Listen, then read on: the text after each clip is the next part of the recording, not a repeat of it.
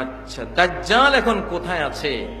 দাজ্জাল সম্পর্কে সহিহ মুসলিমের একটা হাদিস আছে যে দাজ্জাল একটা সাগরের মধ্যে একটা দ্বীপের মধ্যে বন্দী আছে। আল্লাহ তাআলা দাজ্জালকে একটা দ্বীপের মধ্যে বন্দী করে রেখেছেন। সেখানে আছে দাজ্জাল।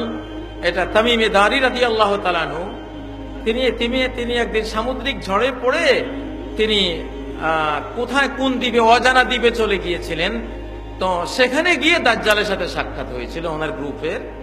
পরে উনি এসে নবীজিকে যখন বললেন দাজ্জালের কথা, বিরাট মোটা একটা লোক, লোহার শিকলে বন্দী, ফুসফাস করতেছে। তো ওই অবস্থায় তিনি দেখেছেন দাজ্জালের সাথে কথা হয়েছে, লম্বা হাদিস, এখন ওটা বলার সময় নেই। তবে দাজ্জাল আছে কোনো এক দ্বীপে বন্দী। সহিহ মুসলিমের একটা লম্বা সহিহ হাদিসের মধ্যে এই তথ্য দেয়া আছে। সময় মতো দাজ্জাল বেরিয়ে আসবে। তবে আপনাদের কোনো ভয় নাই, যদি সূরা আল কাহফের প্রথম 10 আয়াত মুখস্থ করতে পারেন তাহলে উসিমা মিনাদ দাজ্জাল মান হাফিজা আয়াতিন মিন আওয়াইল সূরাতিল কাহফ, সূরাতুল কাহফের প্রথম 10 আয়াত যে মুখস্থ করবে আল্লাহ তাআলা তাকে দাজ্জাল থেকে হেফাজত করবে। দাজ্জাল সূর্য আটকে রাখবে 1 বছর।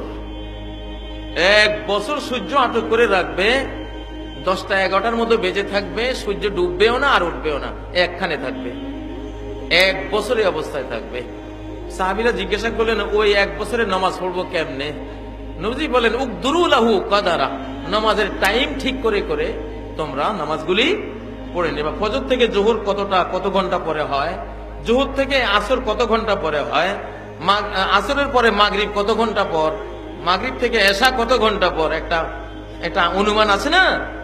ওই অনুমান করে করে নামাজগুলি সব পড়ে নিবা।